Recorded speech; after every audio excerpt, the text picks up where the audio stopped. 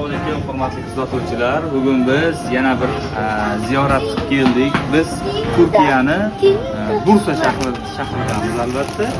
Bursa shahri biz bilgan o'sha Qanoli Park serialidagi qishloqdamiz.